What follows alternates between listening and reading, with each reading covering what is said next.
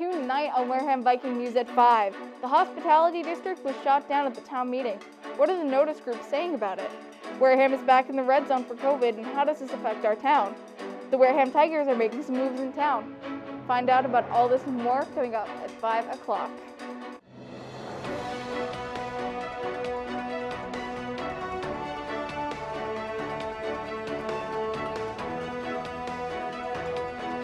Live from the WCTV studios in Wareham, this is Wareham Viking News.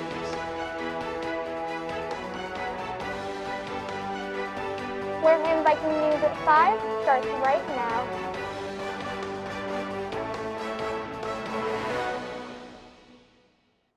Hello everyone and welcome to Wareham Viking News at 5. Thank you for being with us today on our live news show. I'm your host, Emma Arcaro, and remember to join us Wednesdays at 5 p.m., Thursdays at 9 a.m., or on YouTube later tonight for our news broadcast. Thank you for devoting your time to us this evening, and with that, let's get right into this week's news. The rezoning plan regarding the Nodos Group idea for a hospitality, recreation, and entertainment district has been shot down at a recent town meeting. More than 900 voters showed up at the 11 a.m. meeting on April 10th to decide on the plan to allow for enlarged mixed-use developments on land parcels of at least 100 acres. 141 voters chose to allow the rezoning, while 813 voted against the overlay district for the 756 acres of land in East Wareham. Many residents shared their opinions at the meeting, many for the possibly negative effects that this rezoning could have on the town, including the amount of wastewater produced, the displacement of animals in the area, and a potential disturbance of the nature and nearby neighborhoods. Many people opposed to the rezoning also spoke out about how the developers could utilize multiple abandoned properties around town instead of tearing down a forest area. Those in favor of the rezoning listed that the hospitality district would increase the town's tax revenue, which would decrease the burden on the homeowners. Discussion continued until 3, at which some voters stated verbally demanding that the vote to go on, moving town moderator Claire Smith to end the discussion and conduct the vote. The rezoning article needed 2/3 of the votes to be passed, which was not reached. The owners of Santoros have recently announced that their pizza parlor will be closed for the indefinite future, starting last Sunday, April 11th. This closure comes as a decision for the business to tend to John's father, Costas, who was diagnosed with small cell cancer back in January. Although it is not known how long Santoros will be shut down, the owners have assured that it will be back at some point in the future. "I'm going to push for a month," John Logaskis said. "I keep telling myself I need a month with him at least, and then I'd open the shop and take it from there, see how things go." He continued to say that Santoros will be back in the future, as he will continue to carry on his family's legacy. "For the past 14 years, we've been building this business to become what it is. No, I'm not going to allow it to fall apart. No way. I'm going to push my father's legacy, and I'm going to keep pushing it and make it my own," he said. Now time for everyone's favorite segment, the weekly COVID update. After being in the yellow zone since February 15th, the recent report released on April 8th shows that Wareham returning to the red zone. The spread of COVID-19 pandemic seems to be increasing in Wareham, with 46 new cases recorded in town within the last week. The daily incidence rate has also increased to 26.3 cases per 100,000 people in the past 14 days. The percentage of the COVID-19 tests to come back positive has also increased to 5.83% from its past 4.13% from the last report. This, unfortunately, is not the first time that Wareham has fallen into the red, as it was during the surge in cases during the holiday season. There have been 1,509 cases of the COVID-19 in Wareham since the beginning of the pandemic. The town rezoning was not the only thing voted on at the special town meeting on April 10th. Voters gathered at the Spillane Field to also weigh in on 2 articles regarding the Wareham Tigers Athletic Association and their plan to possibly build and maintain their own sports complex and fields for practices and games. This possible construction plan is for Westfield, 98 Charlotte Furnace Road in West Wareham. Articles 2 and 3 were approved, which clears the path for the Board of Selectmen to release the Westfield land for up to 30 years.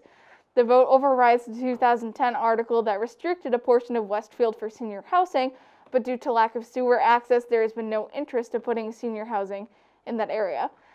The articles do not guarantee that the Wareham Tigers Athletic Association will win the lease. Rather, it would need to be given through a bid process.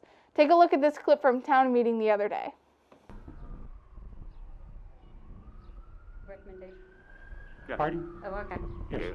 Okay. Is there anything further to be said on Article 3, which is to approve? Article 3 is printed in the warrant. Don't see anybody, I don't think. Nope. Nope. Okay, this does require a 2/3 vote because it is an action of the town leasing property. I will try for a unanimous vote. All those in favor of Article 3 as printed in the warrant, please say aye. Aye. All those opposed? Passes unanimously, not counted. Motion to dissolve. I will now accept a motion to dissolve this meeting. So moved. I have a motion and a second. All those in favor, please say aye. Aye. Ladies and gentlemen, thank you Thank you. very, Thanks. very much for coming today. Thank you. Although they're not guaranteed the land lease, the Tigers have shared their plan or their possible plan for Westfield, including multiple new features for their teams. These include a cheerleading competition gymnasium, offices, a locker room, a banquet hall, which will be made available to the community, 3 full-size sports fields, 2 full-size gymnasiums for indoor sports to use during the colder months, a concession stand, and a parking lot available to all programs that will utilize the Westfield property. The plans are in 3 phases and would be completed in about 10 years. This would provide the practice space that the players need, as well as to expand the Tigers program to include youth lacrosse, a sport that is not currently offered. The Wareham Tigers Association has also introduced their flag football program for Wareham's youth this spring, a program that was canceled last year due to the pandemic. Tryouts were held at John W. Deacus Elementary School on Saturday, April 4th, where over 100 kids showed up to be split up into teams by the coaches. Though they do hold tryouts, all kids who signed up are accepted onto a team. They ran drills to practice their maneuvering around cones, grabbing flags, and catching footballs. The new Tigers mascot was also showcased, whose name will be voted on by the players. Well, folks, it's time for a quick commercial, but don't go away. When we get back, we have Viking Awards, not the word of the week, but this week's weather report. All this and more after the break. Hey, do you have Viking pride? Of course I have Viking pride. Viking pride? You know I have that. Of course I do. Viking! Gotta believe. Go Wareham! Go Vikings, bro. Viking pride. Who doesn't have Viking pride?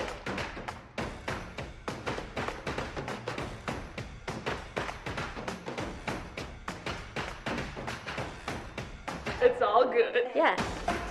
Vikings. Go Vikings! Stand up. Nobody better than a Viking. Viking pride! The Vikings. Go Vikings. Viking pride. Do you have it?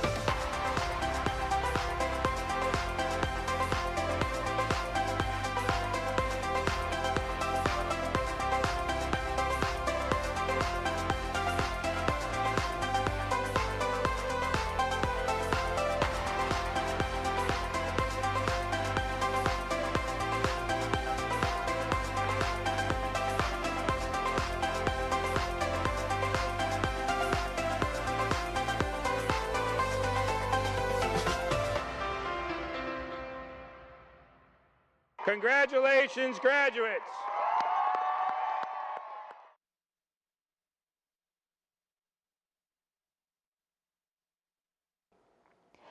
Welcome back to Wareham Viking News. I'm your host, Emma Arcaro, and thank you for sticking with us. It's that time of the month, everyone. Each month we celebrate students who have shown achievement in one of the high school's Vikingship categories. It's time for this month's Viking Awards.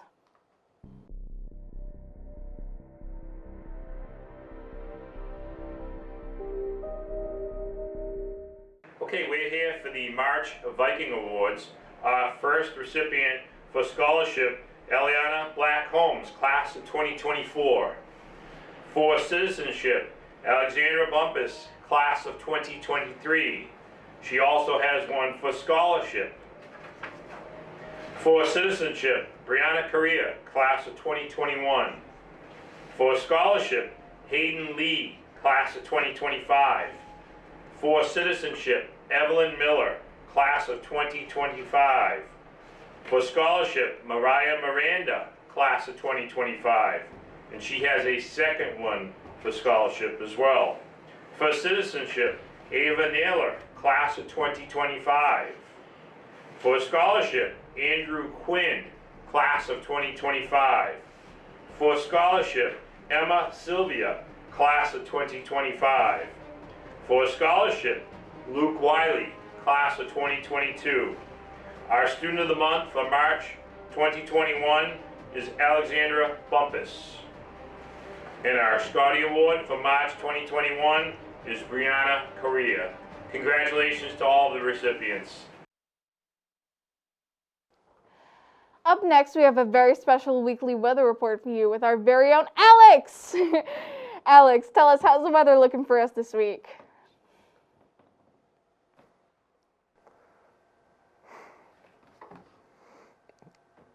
Thank you, Emma. This past week sure has felt like spring. Let's talk about yesterday first. Yesterday was cloudy and had a high of 52 and a low of 39.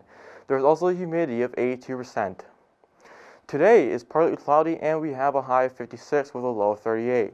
We also have 10-mile-per-hour winds. Tomorrow looks like there will be scattered showers later in the day with about half an inch during the night. There will be a high of 52 and a low of 40. Let's look at the rest of the 7-day forecast. The day after tomorrow, Friday, looks like it will have rain early in the day with about half an inch. There will be a high of 47 and a low of 37, with winds up to 16 miles per hour. Saturday is back to morning showers with a high of 49 and a low of 39. There will also be winds up to 17 miles per hour. Sunday will be mostly cloudy with a high of 55 and a low of 42. The humidity will also be at 63%. Monday will be partly cloudy with a high of 59 and a low of 44. The humidity will be at 64% with the wind at 11 miles per hour during the day. Tuesday will be partly cloudy with a high of 62 and a low of 44. The humidity will be at 61% and winds at 12 miles per hour during the day. Finally, Wednesday will have scattered showers later in the day. There will be a high of 61 and a low of 45 with the humidity at 65% and winds at 13 miles per hour during the day. The week following looks like it will have temps in the low 60s and several partly cloudy days and maybe some scattered showers. The traffic does not look too bad, except I expect some traffic in the usual areas like if you're heading to Boston, Providence, or New Bedford during the rush hours. And your trivial question for the week is, what was the first state in the United States? Was it A, Delaware, B, Massachusetts, C, New York, or D, Pennsylvania? Boston. Awareness! And the correct answer was Delaware. I'm Alexander Bird, and this was your Wareham Viking News weather report. Back to you, Emma. Thank you, Alex. Summer can't come soon enough. It's now time for us to take another short break, but you want to be here when we come back. We have more to share, like new outdoor programs offered to the Wareham youth for April vacation, a Fire at Marion Sports Shop, and a local Wareham High student receiving a Scholar Athlete Award. Also, if you're a Wareham High School student, you're watching a shortened version of our broadcast. That's okay. You can catch the full version of our show at Wareham TV on YouTube. You can also read about news going on in Wareham and our school going to www.warehamvikingnews.com. And for everyone else, we have tons more news, so we'll be right back after the break. Welcome to the morning show. Welcome to the morning show. Welcome to the morning show. Welcome to the morning show. Welcome to the new morning show.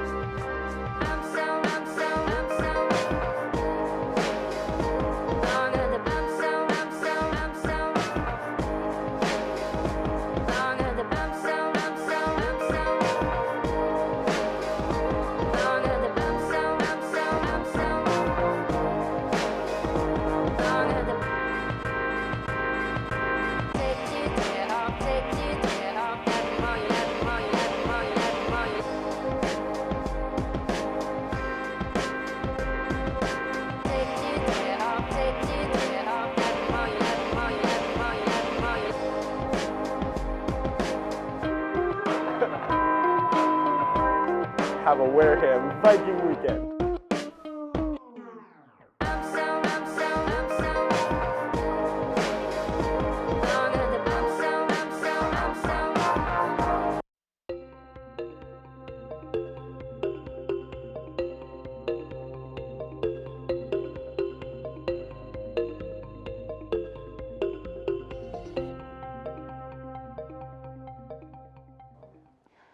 Hello and welcome back to Wareham Viking News. I'm your host, Emma Arcaro, and thank you for joining us this evening. Without further ado, let's get back to your local news. A local Wareham High School senior, Grace Bajoli, has been selected as one of 2 recipients in the Commonwealth of Massachusetts to receive the 2021 National Interscholastic Athletic Administrators Association Scholar Essay Scholarship. She holds a long list of academic achievements, including ranking 8th in her class with a 98.5 grade average, holds a Wareham High School Gold Scholar Award as well as various others. This combined with her several sports achievements, including winning the SCC Championship twice and receiving multiple awards in spring and winter track, as well as girls basketball, have all contributed to her earning this award. She shared that she was skeptical when she applied, and she was really shocked when she heard the news that she had won. She said that she was thinking maybe she could get it, maybe she won't, when she filled out the application. Bajoli will now compete in a regional competition to possibly earn national recognition. Congrats! Recently, there was a fire at Marion's Sport Shop, damaging the store on the afternoon of March 31st. Firefighters from multiple nearby towns responded to the call, including firefighters from Wareham, Marion, Rochester, and Mattapoisett. These firefighters were called by the store owner, Frank Fletcher, at around 12:22 p.m. The fire, apparently originating from an electrical meter on the side of the building, was knocked down at about 1:15 p.m. Even though the store is equipped with sprinklers to decrease the damage, they did not go off due to the fire being within the shop's walls. No one was harmed in the fire. The local Onset Fire Department and Wareham Fire District are to receive money in state grants to provide for critically needed equipment. These grants are provided for by the fiscal year 2021 Firefighter Safety Equipment Grant Program. This is a statewide funding initiative that seeks to provide funds for departments to purchase much-needed equipment, including radios, thermal imaging cameras, and protective firefighting gear. The Wareham Fire District will receive $15,000, and the Onset Fire Department will be awarded $10,380. The grants were announced by State Senator Mark Pacheco on April 3rd. Wareham Fire District and Onset Fire Department are 2 of 300 departments across the state to be awarded funds through this program. A new program is coming to Wareham to commemorate the coming of spring during April vacation. From April 17th to the 24th, several programs designed to get families and the youth outside enjoying the hopefully nice weather will be offered as a part of the new Wild for Wareham initiative. This program was established by the Buzzards Bay Coalition's Onset Bay Center, Wareham Land Trust, and Mass Audubon. Some of the program's highlights include an Onset Bay Store Walk at Onset Bay Center, an Agawam River Kayak Tour, and an Onset Bay Sunset Paddle. People who registered for one or more activities will offer to get a Wild for Wareham passport, which will track the amount of events they participate in, entering them to win an outdoor exploration pack. Those interested must register, which is free, as attendance is limited due to local health and safety precautions amidst the COVID-19 pandemic. Registration for events can be found at safebuzzardsbay.org. Alrighty, get comfortable because it's time for our last commercial break of the night. You don't want to miss what's next though. Since we have an exciting sports report with our sportscaster Bella sticking in for Laura, stay tuned. All this and more after the break.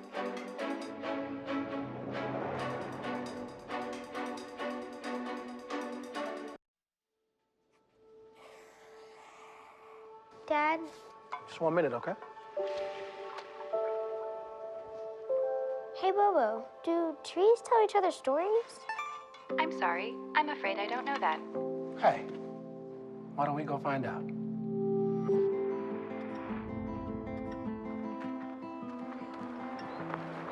Listen. Do clouds take naps? I couldn't tell you.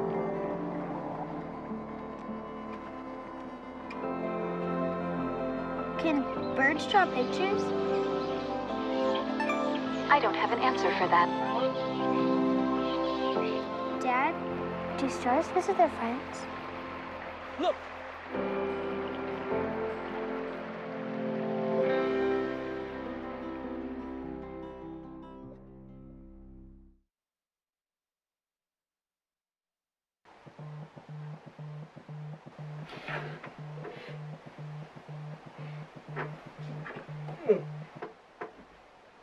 Hello?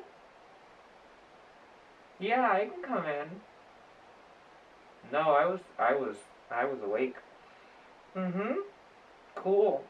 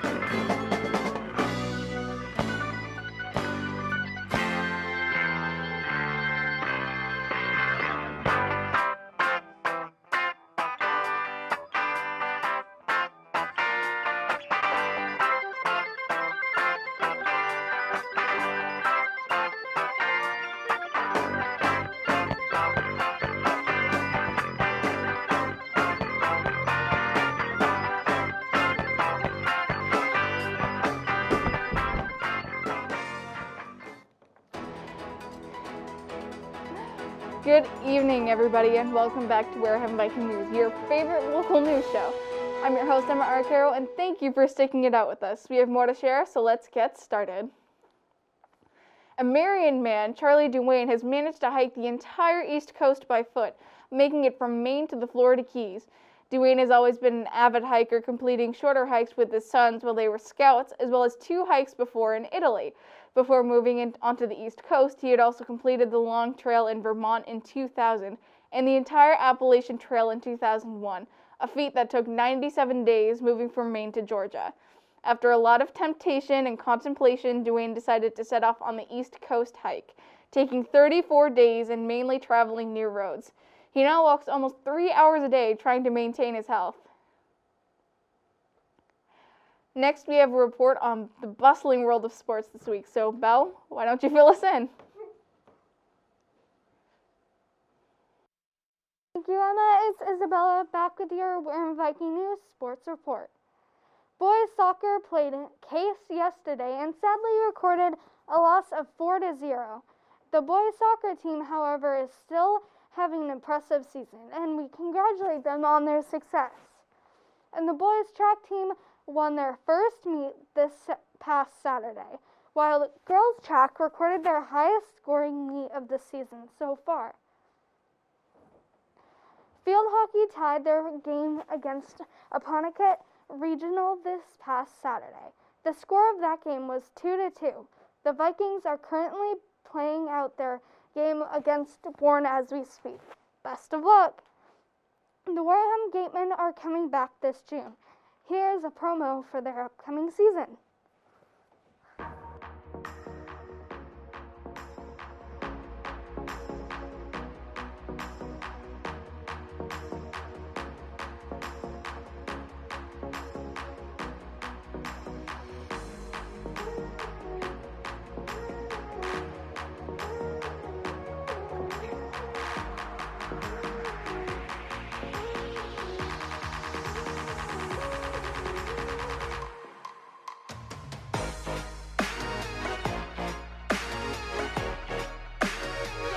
Runner there, Michael Bush, the pitch home.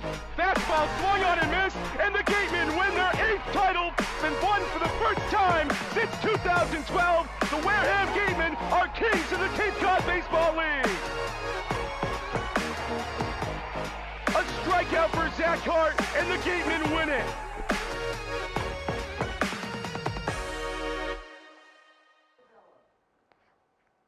Good luck to the Gatemen. Now back to you, Emma. Great job, everyone, but unfortunately it's time for us to go.